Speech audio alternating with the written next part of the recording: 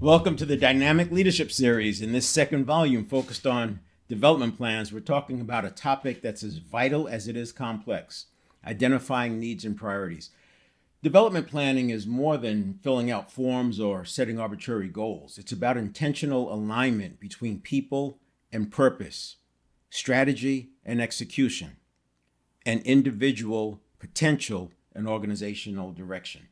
In growing businesses, particularly those under 400 employees, and more likely the sweet spot 50 to about 200, the difference between reactive planning and intentional development often shows up in engagement, performance, and long-term viability. Now, this conversation will look a little different for every organization. Needs and priorities vary. What we'll explore today are universal principles and practical tools that you can use to shape growth at both the leadership level and the front lines. Now, let's begin with the simple truth. Not all gaps are created equal. Some gaps are deficit-based, problems that need fixing, misalignments that are hurting performance, or weaknesses that are creating drag. But others are aspirational, the kind of gaps that exist between where you are and where you want to be. And these are the opportunities for growth, innovation, or transformation. Both deficit and aspirational gaps represent a challenge to solve, and that's where the problem-solving mindset becomes critical. It also applies to development plans because development plans are there to close gaps. A problem-solving model that I'm going to give you right now should be familiar, but I've added a sixth step. You may have seen it with six, but typically it's a five-step problem-solving model, and it's pretty universal. I think as an organization, you'll want to make sure the language lines up with how you want to say things, but you want to have best practices around using it so that all teams have a common language and that people are approaching it the same way and you're not having avoidable mistakes. So the first step is to clearly define the problem. Make it specific and measurable and meaningful. Einstein said if he had an hour to solve a problem, he would spend 55 minutes talking about it and only 5 minutes talking about the solution. In other words, he would spend the time on the problem definition. The second step is identify root causes. Go deeper than symptoms. Tools like the 5 whys or fishbone diagrams, quality tools, these will help here. The third step is generate options, create space for open thinking before evaluating, brainstorming, and it can take on different forms. But the point is you want to make sure you get everything out on the table. And sometimes you might have a different group in these meetings than you do in the next meeting, step 4, which is evaluate and select. Use clear criteria aligned with your strategy. You may have different people in these meetings. There may be overlap. But the point is, it's art and science together. You want to look at both of those. And then the fifth step is implement and monitor. Assign ownership and accountability, including a plan for metrics. You want to decide what the metrics are going to be before you get started on the solution. We don't want the goalposts moving. And this is not about just solving today's problem. It's about creating a culture that follows a solid methodology and can repeat that methodology. And it's plug and play. Any team can step in at any point because they understand it. These are things that are important, but often we don't take time to do. It's like draining the swamp versus fighting the alligators. No one's really asking you about draining the swamp, but there's plenty of people asking you for, to meet deadlines and pay bills and these things that get to the fighting alligators. The sixth step, the one I said I like to add, is reflect and adjust. Because in business, nothing ever works exactly as planned. We need to keep learning. I like to say no plan survives contact with reality. So we have to have a way of learning from what took place and getting better for the next time. So this model should be second nature to every leader, as I alluded to, and with common intentional language for your organization, ideally to every team, because there will always be another goal, another crisis, another missed opportunity. A shared approach to problem solving builds confidence and competency and allows for autonomy and capability across your organization. Next, I want to layer in an important distinction: business model versus operating model. So your business model answers the big picture questions. What value do we deliver? To whom? And how do we generate revenue and stay competitive? Your operating model, on the other hand, defines how you organize your resources, roles, and workflows to make the business model come to life day in and day out. One may evolve over a decade, the other might change quarterly. Both models matter. When you're designing development plans, you have to consider these two, the operating model and the business model. But neither of them exist in a vacuum. To really ground development efforts, we have to start with your vision and mission. Your vision is your long-term aspiration, the future state that your business exists to create. Your mission is your purpose, or like the purpose, the reason that your company exists and how it's going to get there. These must be clearly articulated and widely shared across your company. Without that clarity, even your best development plans may drift off course. I want to emphasize the importance of this because when a company gets to the point where they are told that they have to have a board for governance reasons, maybe it's investors, maybe there's partners that they brought on or what have you, but when that board is in place, they are going to push for the vision and the mission statements. They want those articulated and they want them real. It's not just a paperwork exercise, because that's what the board is governing, using for governance, using for their leadership support, etc. So just because nobody's asking you for it doesn't mean it's not important. As the owner, you are sometimes going to have to wear that board hat. Vision and the mission, they must be clearly articulated and widely shared across the company. Without that clarity, even your best development plans may drift off course. Vision and mission create the why behind the how. From there, strategy and tactics guide execution. Strategy defines your high-level approach. Tactics are the ground game. The cascade from vision to tactics creates the foundation for your business and operating models. And those in turn inform how you identify individual and team development priorities. Seen from this perspective, I'm creating context to devote resources, at least time, to thinking about crafting development plans. There are always alligators to worry about. They'll always be there to fight with. Spending some time on draining the swamp will make it easier to win those battles in the future. One of the most powerful metaphors I use is the team metaphor. And I'm talking about describing the workplace. Unlike family or command and control models, a team-based approach helps clarify how performance is evaluated, why some people are promoted and others aren't, what it means to contribute meaningfully, why development is a non-negotiable, not optional. If you don't have this framed out, leaders will often start winging it. When asked why somebody got promoted and they did not, you'll often find that they're just shooting from the hip. And that becomes a problem. And a lot of times when managers are under pressure, they resort to what they learned from their past role, their conditioning kicks in, maybe what was rewarded before, maybe what's worked before. So this kind of an approach, it helps prevent managers, like I said, from winging it when answering why something is done. Winging it will often come from their conditioning, but it's not what we need today in the organization moving forward. A team metaphor sets the table for a playbook and development plans to execute those plays flawlessly. In business, we don't face external defenders like in sports. Our resistance comes from internal inefficiencies, unaligned incentives, protective reflexes, and cultural inertia. That's the real opponent. And we have far more control over it than we may want to admit. Of course, when we admit it, then we have to do something about it. So I get it.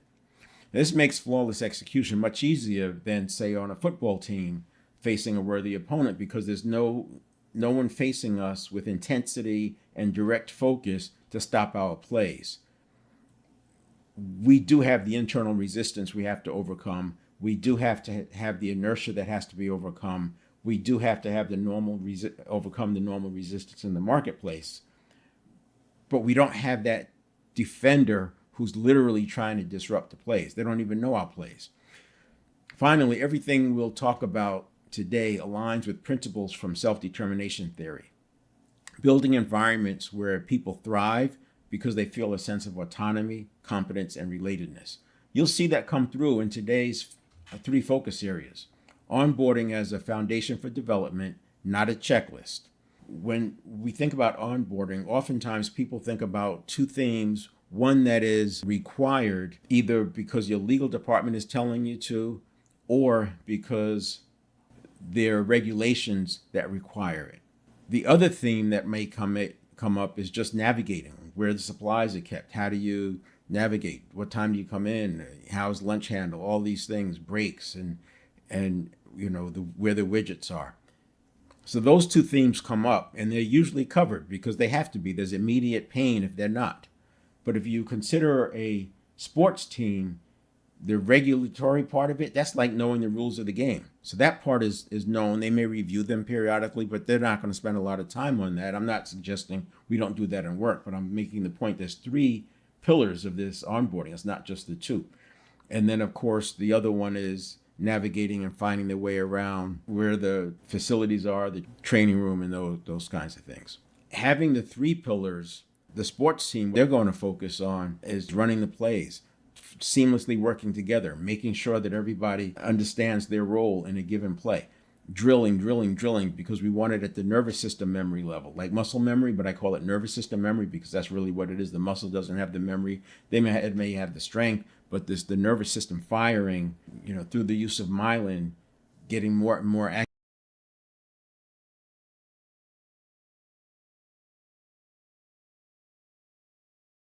The second thing is the feedback that builds intrinsic motivation, not just performance compliance. Intrinsic motivation is a big part of this. Otherwise, you're relying on incentives and external motivation. And then self-regulation and higher order thinking by leaders when crafting and implementing development plans. So we'll talk about those three: onboarding, feedback, and then the leaders' self-regulation so that they can operate in higher order thinking. So we'll also look at 4 domains that benefit from standardization, because assuming that people will just figure it out often leads to misalignment, stagnation, or conflict.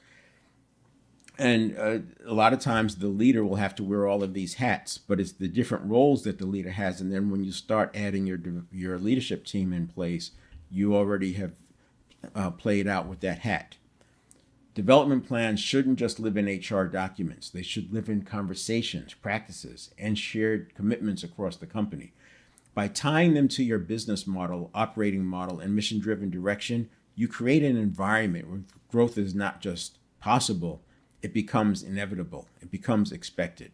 So the first thing I want to do is talk about the onboarding. I already mentioned how there's 2 pillars that come up quite often, and that's the regulatory or the regulations and rules, and then what the legal department tells us or that our attorneys tell us just to keep us out of trouble. And along with that might go some accounting, whatever. The point is that neither of those are talking about how to be at your best, how to perform at your best, how to be a player on this team. In talking about onboarding, I'm recommending a business meeting that happens. But this business meeting is not about business, it's about them. This meeting will happen early on. You should not be talking about work in this meeting.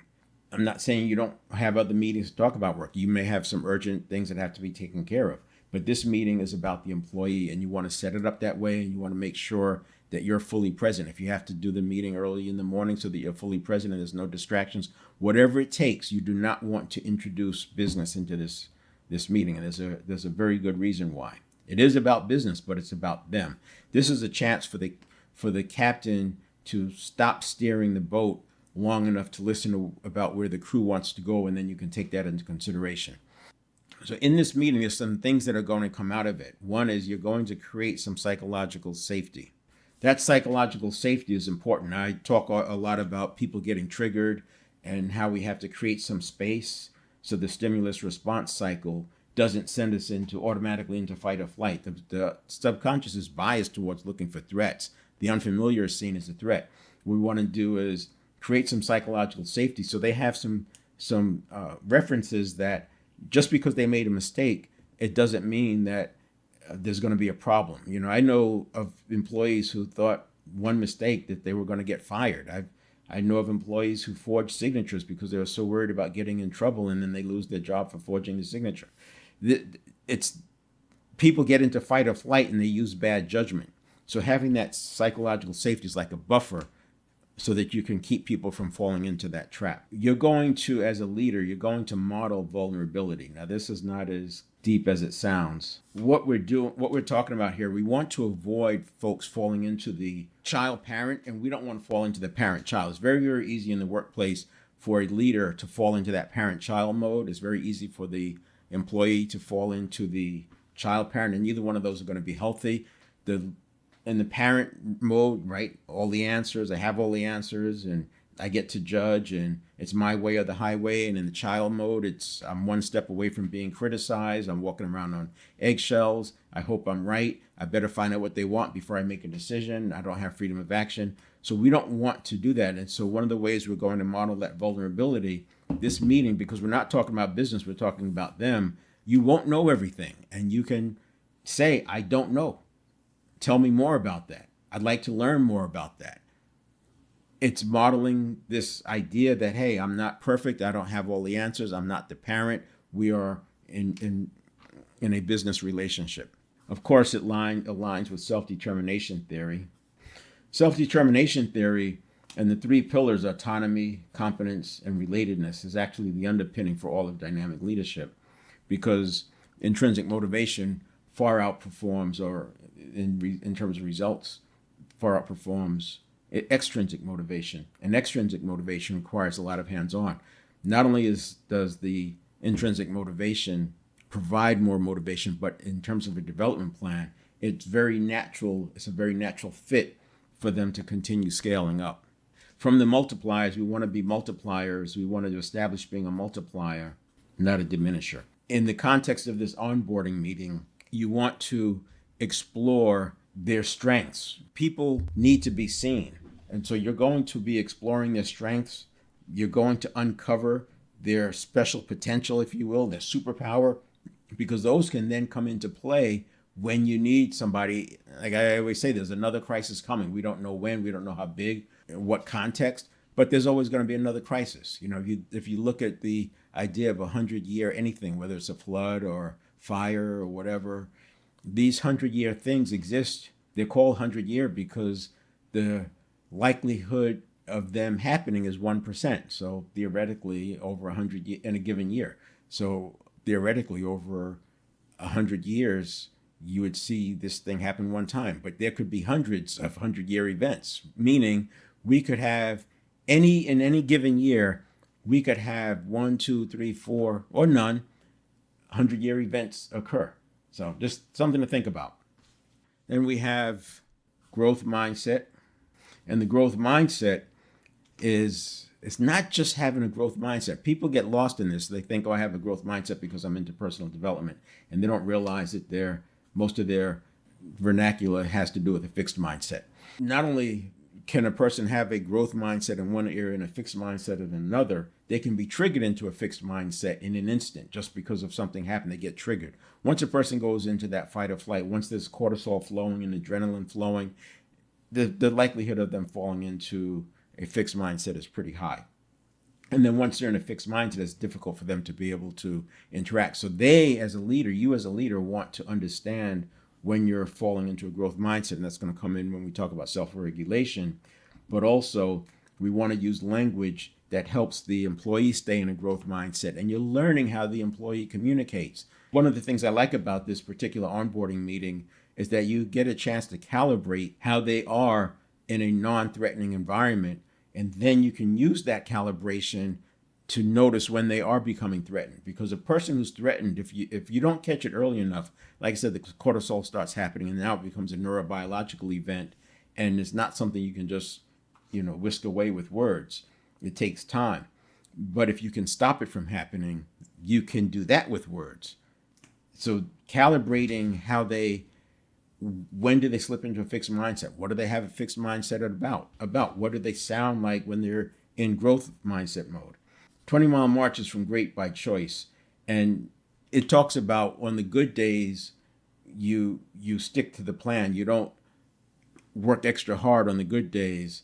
And then on the bad days, you work less. In the 20-mile march, the idea was they had to do 20 miles every single day as a South Pole expedition. 20 miles every single day, no matter what. Blizzards, And then when weather was good, you still did the 20 miles. And that's the attitude that you have. And they compared it to another team that did the other. They overdid it on the good days, and then they kind of stayed in on the bad days, the blizzards, etc. And they outperformed them. I mean, they beat their time by, if I recall, more than 30 or 40% faster than that other team. And then return on luck. This is also from Great by Choice. And the luck is like preparation meeting with opportunity, right? But when you understand the strengths of your employees and your team members, their special interests, there's opportunity there. And there's going to be alignment sometimes between what the employee loves and their strengths and their passion and their purpose, and then the organization direction or needs. And when you can marry those two, it's a natural fit. So we can get into that when you start talking about succession planning and how you select people. But that return on luck is important. There's going to be serendipity, and the more you can kind of set it up, the more likely you're going to have that serendipity. Now let's take a look at those 3 questions that we're going to use in this. Because you're going to have a meeting with the employee. You're going to set it up something along these lines. We're a high-performing organization. We have aggressive growth goals. You've seen our vision. You've seen our mission. And we operate in a way that enables people to bring the best version of themselves to the table. But in order to do that, we have to take into consideration what their strengths are and their preferences. The reason that's important is because we're always going to be coming up with new things. We're always going to be working on new opportunities. And as a leader, one of my responsibilities is to organize the work. And when it comes to organizing the work, ideally, if I can align the work with somebody's interests, that's going to be a win-win for everybody. And so with that in mind, I'd like to ask you a few questions. It'll be an open dialogue, no wrong answers. None of this is going to be held against you. Feel free to speak freely. It's just for me to get a chance to understand what you like leaning into, what's a natural fit for you. I'm not always going to be able to do it, but when I can, it would be nice to organize the work around people's strengths. Let me just take a sidebar now. The reason I set it up that way and I emphasize it is because I have had employees who came from difficult environments, new employees that come from a difficult environment before, and they're actually thinking that this was some way to find out how to fire them, and it could have been internal. It could also be internal when people move from one leader to another. This is why it's so important to have a consistent metaphor, team versus family or political, because you have this one team that pits everybody against each other, and you have another team, too much servant leadership. When everybody's the same, you're not going to have those. But the reason I set it up that way is because I want the person to know that they're going to be safe. Be aware that you may have some people who are a little bit nervous about it. You may have to have 2 meetings, and if you read the book, Let Them. This is one of those things you let them, and then what are you going to do about it? You're not trying to fix them. If it takes me 2 hours to do this, I'm doing it because it's so important. So that was the setup. Basically, it's we need a high-performing environment because it's very competitive, and you've seen our vision. We want to win, and winning means achieving the vision. It's not about hurting anybody. It's not about a zero-sum game. This is about doing what we came here to do, and we're going to enjoy the process. And then you ask their permission to ask them some questions. And again, there's no wrong answer. So one is, if you had a magic wand and couldn't fail, what would you do professionally? And what you're doing here, obviously, is you're exploring what they value, their creative desires, but you're getting an understanding of what they want to do. This is the heart speaking, right? If they knew they couldn't fail, what would they do? That's coming from the heart. And you want to give them the space to do that. No judgment, just listening, learning, getting curious. And this is where you can start to explore some vulnerability, right? By asking, oh, tell me how that works. I've never done that before. Interesting. What makes that exciting for you? So you're going to spread this conversation out over 45 minutes to an hour. Once you've explored that one, you're going to have some hooks. And then the next question becomes, if you never had to work for money again, what would you spend your professional time doing? And this gets to the kind of work that they like. This is going to help you understand where the intrinsic motivation lies, right? Relatedness is seeing them. that their answer helps you see that, you know what, this is the kind of work that excites me, and the more I can be doing this. Now, what's cool about it is we don't need 100% alignment with the work and the task to have this kind of a result. We just need to have some overlap. 10% overlap could be enough. Feeling like they're at least moving forward in their own life, in terms of their own life priorities. But it is important and it gets to the relatedness piece because you see them, but it also gets to the confidence because you know that you can rely on them, and it's going to be easier for them to stay in a growth mindset when they're working on the things that they like. And none of this is manipulative. You are truly learning who they are so that in succession planning meetings, checkpoint meetings, performance review meetings, development plan, you have context for why they think the way they think.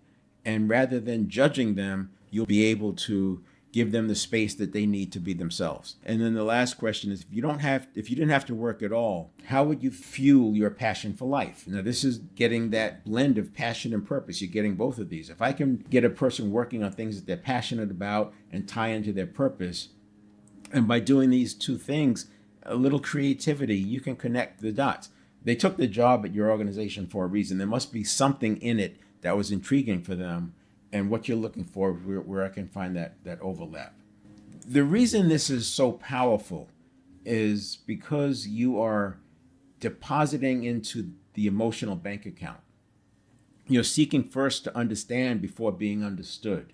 You're creating the psychological safety because you're letting them tell you things that they may have only told less than 10 people in their life. You're leaving the public persona and entering into the private persona. We're not going to get into the secret persona, and you have to be active about not letting them go there because you don't want to go there. You don't need to go into the secret persona.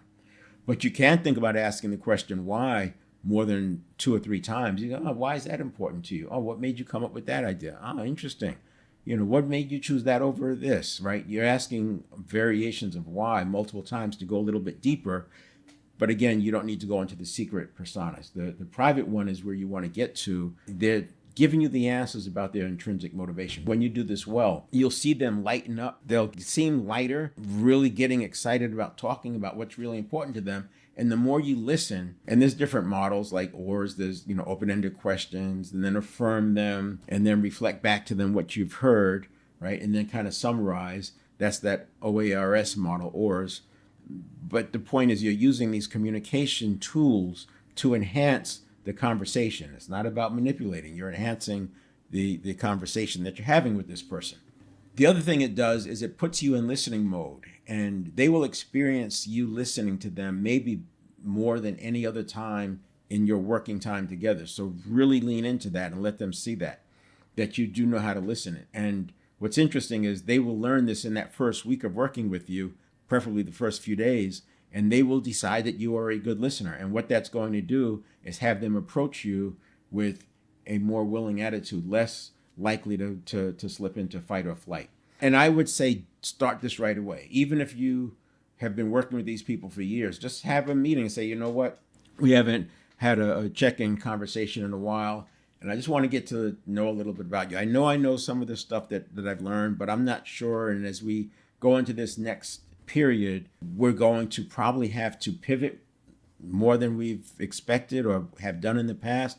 And these pivots create opportunities. They create opportunities for growth. They create opportunities to organize the work around what people like. And so I'm going to meet with all my direct reports just to have a similar conversation. And then you go back into it, and there's no right or wrong answer. And I would say have this conversation with all your direct reports at a minimum. After you've done it and you've experienced everybody, you can have a meeting and show this same slide and then have this same conversation and ask them to have it with their direct report. It is a game changer. The 1 hour investment will pay dividends over and over and over. And then when you start talking about development plans, there's a natural connection, right, between their strengths and then the development plans. There might be parts of development plans that one person has and another person doesn't, and it comes back to that first conversation. The next one we want to talk about is feedback. And on feedback, there's informal, there's formal, and there's urgent. We're going to use these regularly. It's important to make the distinction because informal feedback needs to be just that. It's informal, it's casual, it can go both ways. You can be asking them information about things. You could be getting feedback on something that you've done. You get feedback on whatever, right?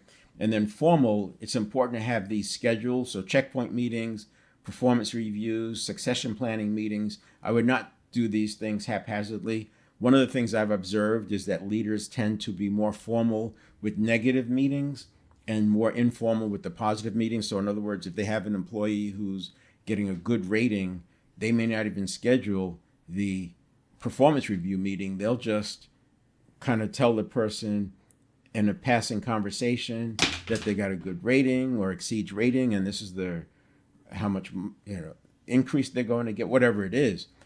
That is not the way to do that. These formal so again, checkpoints, performance reviews, succession planning, new assignments, all of these need a formal meeting because you're getting into something that's different. You're changing, and they have a role, and there's expectations.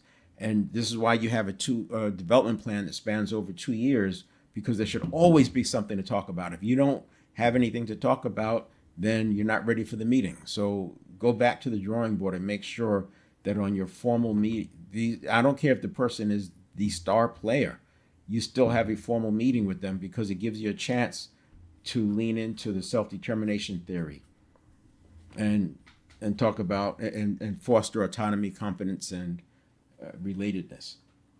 And then informal is, I would keep out some of the super gut-wrenching stuff.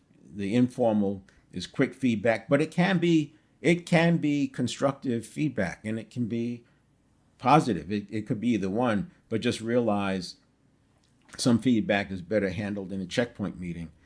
And then the urgent is not one that I want to do very often. This is like, it has to happen. The timing is not right. The context is not right. But if we don't correct this now, we're going to have bigger problems. This could be somebody having a meeting with a group of new employees, an orientation meeting, and they say something wrong. You may have to do that urgent feedback on a break so they could correct it themselves, or depending on the setting, you may have to, with some elegance, intervene and correct what they're saying. So that urgent feedback, it takes some skill.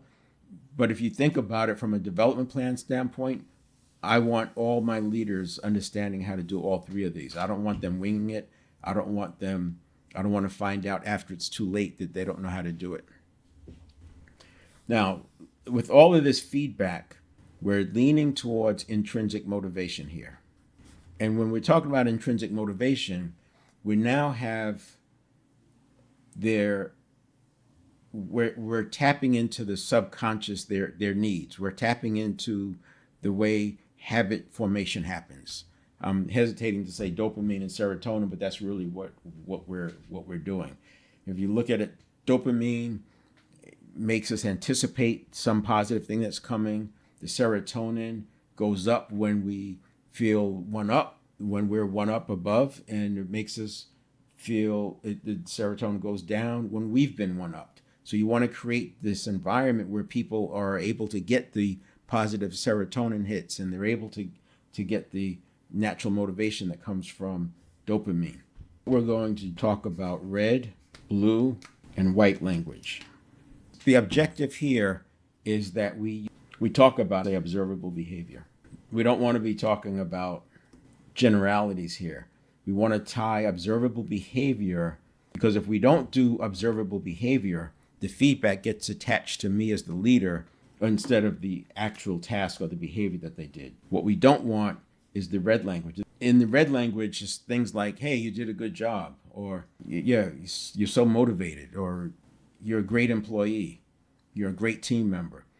Those words, while it's positive motivation, it attached the good feelings to me as the leader. So when I'm gone, They're just doing whatever. When I show up, they start doing what they think is what caused me to say they're doing a good job, or they're a good employee, or a great job today. By giving observable behavior, you're describing what they did, and that actually gets into habit formation. Remember, the subconscious is processing 11 million bits per second, and it's always trying to figure out what should I be doing, what's right, and it's looking for how they should behave. It's a tribal thing, right? They want to know what they should be doing. So if I don't give them that, they're going to make it up. And if they're making it up, they're going to be attaching it to me rather than the specific behavior.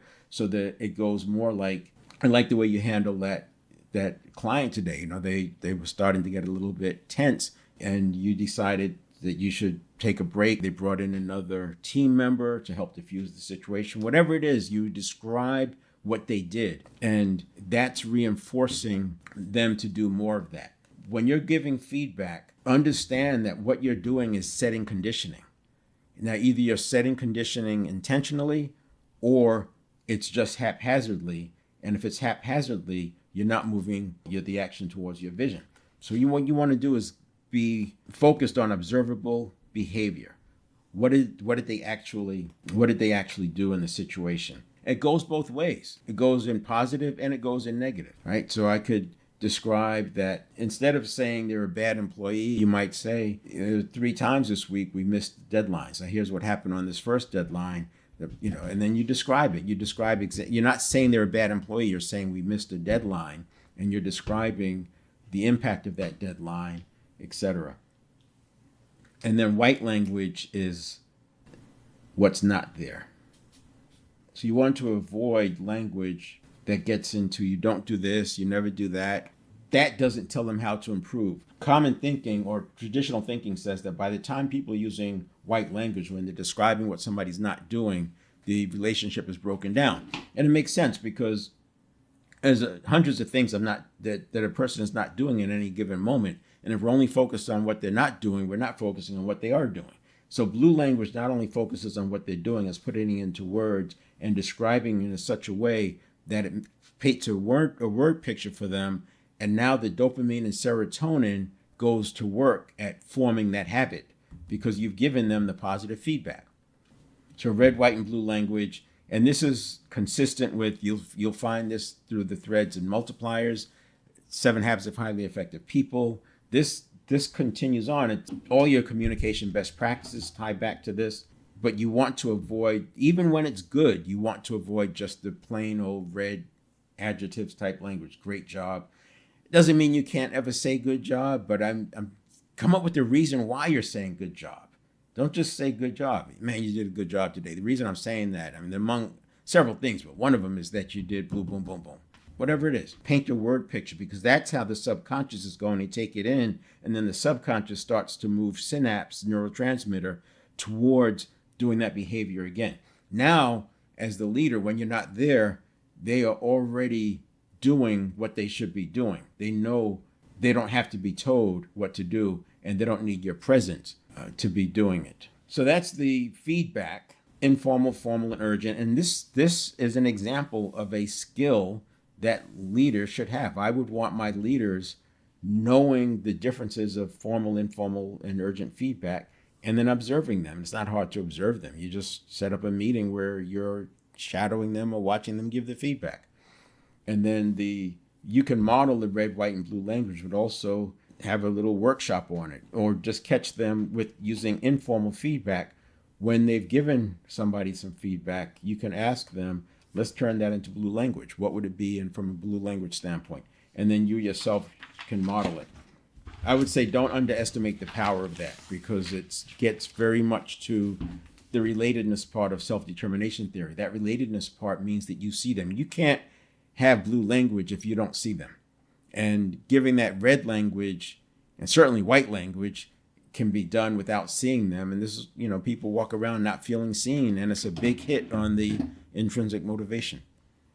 So I talked about self-regulation, and as leaders, we have to know when we're being triggered. We have to know when we're starting to feel that charge, and we have to be able to self-regulate. Self-regulation is not about suppressing the emotion or the fight or flight. It's about managing one so that we prevent it from happening, And two, maybe we excuse ourselves from a particular situation before it manifests. The idea is having that self-awareness, because if you go into fight or flight mode and you're interacting with an employee, you run the risk of just creating more of that. They're gonna feel tense. They're gonna fall into fight or flight, and now you have two people on edge.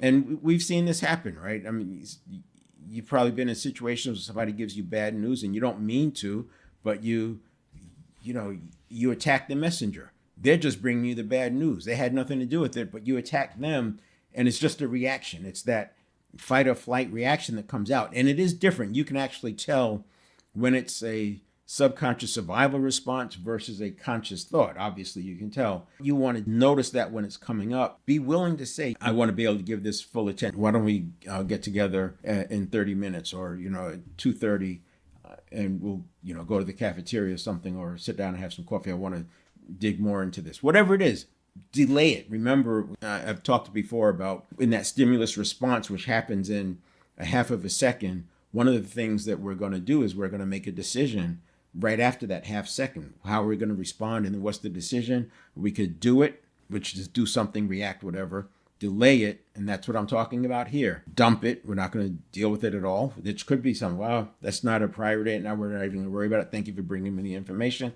Or you can delegate it. Yeah, that's important. And then you're going to give it to somebody else, or you're going to have them go talk to somebody else, whatever that is. But do it, delay it, delegate it, dump it. And in this case, I'm talking about you have the opportunity to delay something if you're feeling a charge. So the leaders are responsible for the self-regulation, and that self-regulation is going to enable them to be in higher order thinking. So the definition of higher order thinking involves cognitive processes that are more complex than simply recalling information. It typically includes skills such as analysis, synthesis, evaluation, problem solving, and critical thinking. What this slide is not saying is that it's the opposite of a survival response. That's what we want to be aware of. This is what we want. We don't want the survival response. And leaders have to have enough agency and personal leadership that they can manage those two. And again, it's not about suppressing the fight or flight. It's about preventing the fight or flight in the first place through self-regulation. And then when the fight or flight gets through anyway, using tools like emotion regulation to allow that emotion to pass through, but also giving yourself the space to make sure you get back to stasis before you have the interaction with the employee. You don't have to, just because you can say it now doesn't mean you should say it now, is what we're talking about. So you see on there critical thinking. I would say take a screenshot of that, and then I want to look at these definitions. Because critical thinking, we use critical thinking often, and we talk about critical thinking, and we know people who do search and they don't use critical thinking. People fall into conspiracy theories because they don't use critical thinking. And I want to make a distinction between critical thinking, which is important, and what I'll talk about next. So critical thinking is the broad ability to analyze, evaluate, and synthesize information to form reasoned judgments or conclusions. It involves a set of cognitive skills and dispositions used to process information, challenge assumptions, and make decisions. Key components of critical thinking include questioning assumptions, evaluating evidence, considering multiple perspectives, drawing conclusions. Again, these are skills that leaders should have. They should be able to demonstrate them. And in the development plan, the way the development plan might work with the leader is these are expectations you have, and you might have a checklist of things you want to go down. And as you interact with them, you're checking off. Once you've observed that they can do it, you're checking them off. It may not mean that you're developing them and teaching them how to do critical thinking. If they already have the skill, fine. You just have to observe it, and then you've checked off that you've observed it. You may have a conversation about it. For new employees, maybe there is a class that you have, or that you have some self-study. There's enough self-study material. You can create a course on using artificial intelligence. You can have them read a book. There's many ways. We'll talk about development plans in a little more detail next week. But I wanted to make this distinction between critical thinking, which is a skill and should be a skill for all the leaders and employees, everybody on the team. And then for my leaders, I also want first principles thinking. So first principles thinking is a problem-solving approach that involves breaking down complex problems or ideas into their most basic and fundamental truths.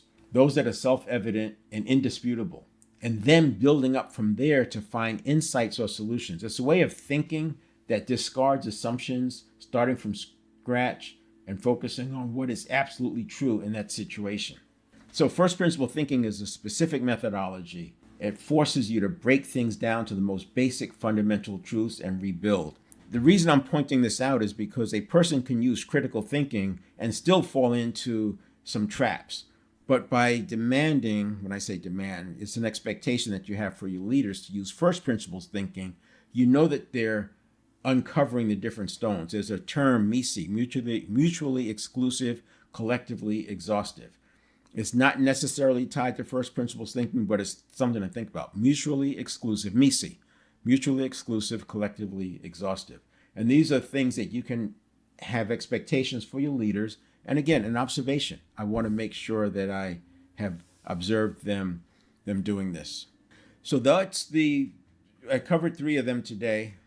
We talked about the onboarding, we talked about feedback, and we talked about the self-regulation for leaders. These are skills that you can start talking about today. Certainly I would do the onboarding with everybody, and I would start providing feedback using blue language. It's tricky to get to make it comfortable, and it's going to be a little bit clunky at first, but it's language. You're just going to put a higher demand on yourself so that you don't just say good job.